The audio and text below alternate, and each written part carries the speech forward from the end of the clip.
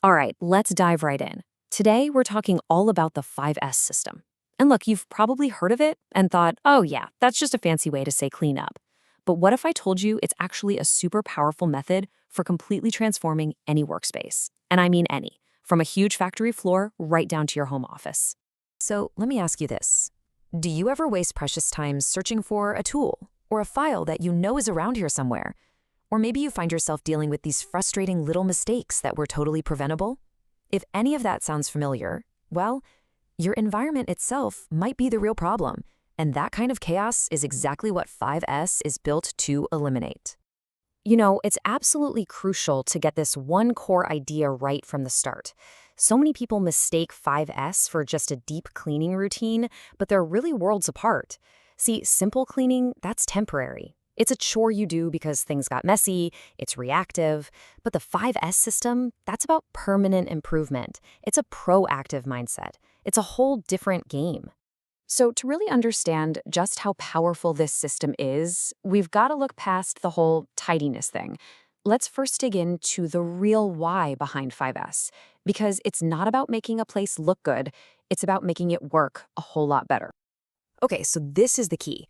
5S has really specific strategic goals. It's not just cleaning for cleaning's sake. It's designed to deliver three huge outcomes. First, a real measurable increase in productivity simply by getting rid of wasted time. Second, making the workplace genuinely safer by making hazards easy to spot before they cause a problem. And third, and this one might be the most important, it triggers a massive shift in how employees think about their work. In those three benefits, they all roll up into this one ultimate goal. The real aim of 5S is to create a place where every single person on the team becomes an active part of making their own workspace better. It's about building a culture of continuous improvement where people are empowered to solve problems on their own. Okay, so we've got the why down. Now let's see how it all comes together. We're going to break down the what, the 5 pillars that are the foundation for this entire system. And here they are, the famous 5 S's. They're Japanese terms, and they represent a really clear, logical sequence of actions: sort, set in order, shine, standardize, and sustain. The beauty of it is that each step builds right on top of the one before it, creating this powerful, self-reinforcing loop of efficiency. We kick things off with SARI, or sort, and honestly, this is the most critical first step. It's all about being ruthless. You look at everything in the workspace and ask, is this absolutely essential to get the job done? If the answer is no, it's gotta go. Getting rid of the clutter isn't just a suggestion, it's where it all begins. Next up, we have Seitan, which means set in order. So once you've gotten rid of all the junk, this principle kicks in. It says that every single thing you kept needs a specific, logical, and clearly labeled home. You've probably heard the phrase, a place for everything and everything in its place. Well, that's Seitan in a nutshell. The third pillar is say-so, or shine. Now this is way more than just sweeping the floor. Think of it as cleaning with a purpose. It's about building a routine where cleaning is also a form of inspection, right? When you're cleaning a machine, you're the first one to notice a small leak. When you wipe down a shelf, you see that a tool is getting worn out. Cleanliness actually becomes a tool for maintenance. And now we get to seiketsu, or standardize. This is the part where we lock in our progress. It's where we turn the actions from the first 3 S's into consistent habits. We do this by creating really clear visual rules and checklists so that sorting, setting in order, and shining just become the normal way of doing things for everybody. And finally, we have the toughest but most important pillar, shitsuke, which means sustain. This is all about weaving the 5S principles into the very fabric of the company culture. It's the point where discipline becomes self-discipline. Maintaining the standards isn't a special project anymore, it's just how things are done around here. All right, so the theory sounds great, right? But how do you actually do this stuff? Let's get practical. Let's look at some real, concrete strategies for putting 5S to work effectively. So for that first step, sort, one of the best tools out there is the red tag strategy. It's brilliant.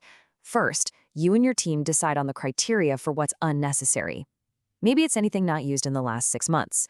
Then, you slap a red tag on those items, move them to a special holding area, and if nobody claims them by a deadline, poof, they're gone. It's simple, it's visual, and it forces a decision. Okay, now for setting an order. Where you put things is all about pure logic.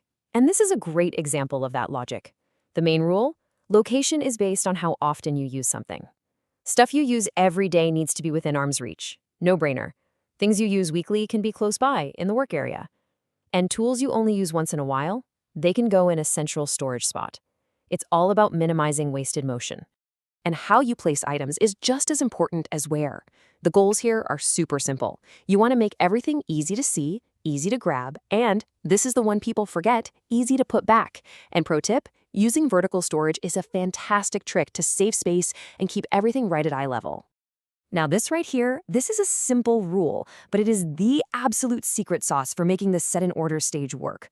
Don't just put a label on the wrench. Put a label or even an outline on the pegboard where the wrench is supposed to hang. This dual labeling system makes it completely foolproof. There's zero confusion about where things belong, which makes putting stuff away become a total reflex. So you've started your 5S journey, things are looking amazing. But how do you stop it all from sliding back to the way it was in 3 months? Well, making it stick for the long haul requires a very specific game plan. Let's talk about the keys to making this change last. If you want 5S to actually last, there are 4 things that are absolutely critical. First, you need concrete goals you can actually measure. Second, everyone, and I mean everyone, needs to understand the purpose, the why we talked about. Third, and this is a big one, you have to let the team doing the work decide on the rules together.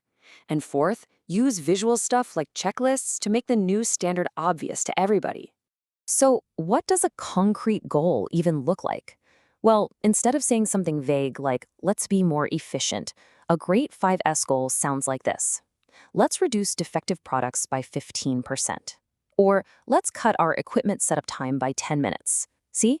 When people can actually see the numbers and track their progress, their motivation just goes through the roof. I really love this quote because it just hits the nail on the head. If 5S feels like some new rule being forced on people from the top down, it is going to fail. Period. It has to be a team sport. When the people actually doing the work are the ones designing the system for their own space, they take ownership of it. It becomes their system. And that really brings us full circle, back to the big picture. Because as we've seen, the true magic of 5S goes way beyond just having a clean floor or an organized toolbox.